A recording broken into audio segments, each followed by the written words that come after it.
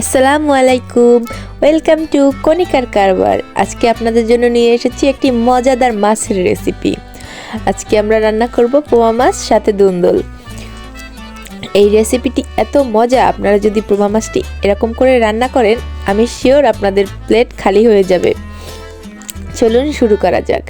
প্রথমে আমরা দুন্দলটাকে লম্বা লম্বি করে এভাবে কেটে ধুয়ে নিয়েছি এবং মাছগুলোকেও সুন্দরভাবে কেটে ধুয়ে নিয়েছি।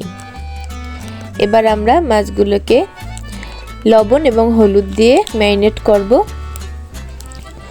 ম্যারিনেট করার পরে আমরা আজকে মাটির চুলায় রান্না করব।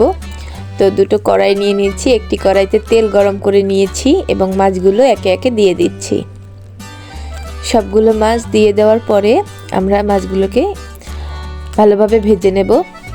দুটো পাশই আমরা ভালোভাবে ভেজে নেব। তো এভাবে আমার মাছগুলো ভাজা হয়ে গেল। মাছগুলো ভাজা হয়ে গেলে অপর একটি কড়াইতে আমরা পরিমাণ মতো তেল গরম করে নেব এবং 2 টেবিল চামচ পেঁয়াজের বাটা দিয়ে একটু নেড়ে নেব। এরপরে পেঁয়াজের বাটার সাথে আমরা অ্যাড করব 1 চা চামচ মরিচের গুঁড়ি, 1 চা চামচ হলুদের গুঁড়ি। এরপরে আমরা ভালো করে নেড়ে নেব। সামান্য পরিমাণ পানি দিয়ে আমরা মশলাটাকে একটু কষিয়ে নেব। সাথে অ্যাড করব পরিমাণ মতো লবণ। মশলাটা কষানো হয়ে গেলে আমরা দুন্দলগুলো মশলাটার মধ্যে দিয়ে দেব।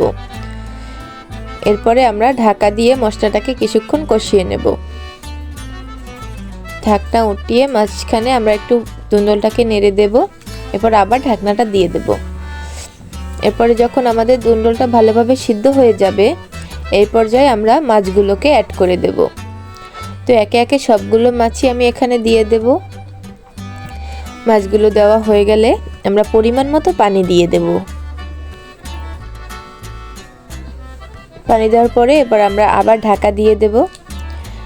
ঢাকাটা তুলে দেখে নেব যে ঠিকভাবে মাছটা হয়েছে কিনা।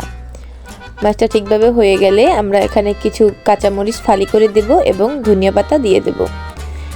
তো আমার মাছ রান্নাটা রেডি। এবার মাছটাকে উঠিয়ে নেব।